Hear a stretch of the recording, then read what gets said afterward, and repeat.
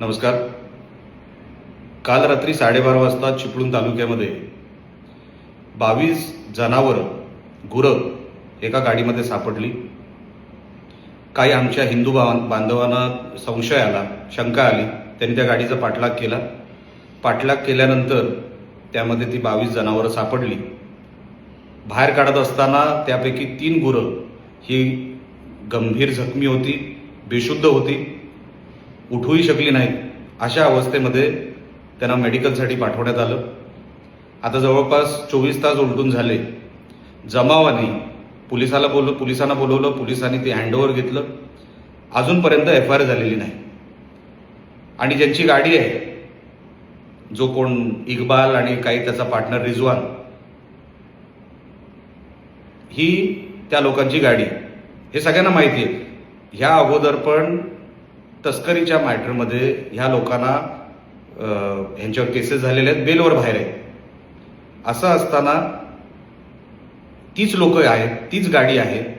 ह्यांची काम करायची पद्धत म्हणजे ते जुन्या पिक्चरांमध्ये जे काही स्मगलिंग व्हायची ना, त्या प्रकारे पुढे 2 गाड्या, मागे 2 गाड्या आणि मधोमध ही जनावरांची गाडी, अशी ती ताफ्यासकट ही असे व्यापार करतायत, असे हे धंदे करतायत. ताफ्यामध्ये चालले. पोलिसांना तिकडचे DYSP आहेत, त्यांच्याशी मी बोललेलो आहे. कडक कारवाई आपण करा, नाही केली तर आम्हाला कायदा हातात घ्यावं लागेल, हेही मी त्यांना सांगितलेलं आहे. यासाठीच येणाऱ्या 25 तारखेला 25 जानेवारीला संध्याकाळी 5 वाजता चिपळूणमध्ये आपण मोठ्या संख्येने जमायचं आहे. आपण गोमातेचे भक्त आहोत. आपल्याला आपल्या नजरेखाली हे जर असं होत असेल ते कुठेतरी थांबलं पाहिजे. कायदा जरी हातात घ्यावा लागला तरी आपण कायदा हातात घ्यायचा. पण ती गर्जना जी आपल्याला द्यायची आहे ती आपण येणाऱ्या 25 तारखेला संध्याकाळी 5 वाजता देणार आहोत. ती गर्जना सभा मोठ्या संख्येमध्ये होणार आहे. आपण मोठ्या संख्येमध्ये तिकडे उपस्थित राहा, हे सांगण्यासाठी आपल्याला मी समोर आलेलो आहे. हे सगळे प्रकार, ही कशी तस्करी होते, कशी घेऊन जातात, कोण कोण आहेत, हे इक्बाल कोण, हा रिजवान कोण, हे सगळे जे कोण आहेत ना, ह्यांना कायद्याची भीती आहे की नाही आणि त्यांची पद्धत काय स्मगलिंग करायची, तस्करी करायची, हे तुम्हाला मी त्या सभेमध्ये सांगणार आहे.